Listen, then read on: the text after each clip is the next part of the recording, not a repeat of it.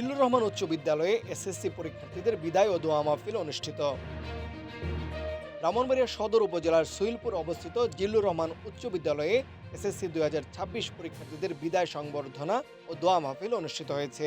বৃহস্পতিবার দুপুরে স্কুল প্রাঙ্গণে আয়োজিত এই অনুষ্ঠানে প্রধান শিক্ষক মাহবুবুর রহমানের সভাপতিত্বে প্রধান অতিথি জিল্লুর রহমান উচ্চ বিদ্যালয়ের প্রতিষ্ঠাতা আলহাজ জাহাঙ্গীর ও বিশেষ অতিথি সুইলপুর ইউনিয়নের সাবেক চেয়ারম্যান, ব্রাহ্মণবাড়িয়া জেলার বিএনপির সাবেক সহসভাপতি, জেলার স্বর্ণপদক প্রাপ্ত সাবেক চেয়ারম্যান আলহাজ মোবারক মুন্সি, বিশিষ্ট সমাজসেবক ও শিক্ষা অনুরাগী আমেরিকা প্রবাসী একেএম আবু হানিফ, জেলা বিএনপির মুক্তিযোদ্ধা বিষয়ক সম্পাদক জিয়াউদ্দিন মুন্সি আঙ্গুর, ইউনিয়ন বিএনপির সভাপতি আলহাজ নাসির উদ্দিন খন্দকার, সাধারণ সম্পাদক অ্যাডভোকেট আলাউদ্দিন মুন্সি রুবেল।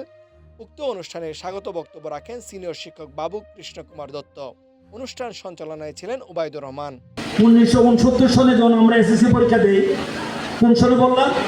1969। তখন যখন এসএসসি পরীক্ষা দিই, তারও আগে 1968 সনের ডিসেম্বরে আমাদের বিদায় অনুষ্ঠান হয়েছে অনার্স। এটা একটা রেওয়াজের মতো, কিন্তু এই অনুষ্ঠানটা খুবই গুরুত্ব। এছাড়াও আরও বক্তব্য রাখেন শিক্ষক আব্দুর রহিম ও আসলাম উদ্দিন। অন্যান্যদের মধ্যে উপস্থিত ছিলেন শিক্ষক, শিক্ষিকা, অভিভাবক এবং স্থানীয় গণ্যমান্য ব্যক্তিবর্গ।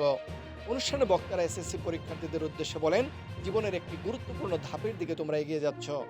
সামনে থাকা পরীক্ষার জন্য সর্বোচ্চ প্রস্তুতি নিয়ে ভালো ফলাফল অর্জনের আহ্বান জানান তারা।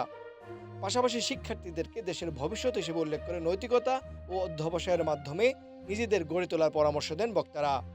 বিশেষ করে স্কুলের যে সমস্যা কিছু আছে, এগুলোর উন্নত করতে হলে ছাত্র, শিক্ষক, কমিটি এবং এলাকাবাসী সকলের সমৃদ্ধ প্রচেষ্টা রাখবে। বক্তারা আরও আশাবাদ ব্যক্ত করেন, জিল্লুর রহমান উচ্চ বিদ্যালয়ের শিক্ষার্থীরা ভালো ফলাফল অর্জনের মাধ্যমে প্রতিষ্ঠানের সুনাম অক্ষুণ্ণ রাখবে এবং ভবিষ্যতে সমাজে মর্যাদাপূর্ণ অবস্থান তৈরি করবে। অনুষ্ঠান শেষে শিক্ষার্থীদের সফলতা কামনা করে বিশেষ দোয়া ও মোনাজাত অনুষ্ঠিত হয়। তানভীর হাসান, সারাবেলা নিউজ, ব্রাহ্মণবাড়িয়া।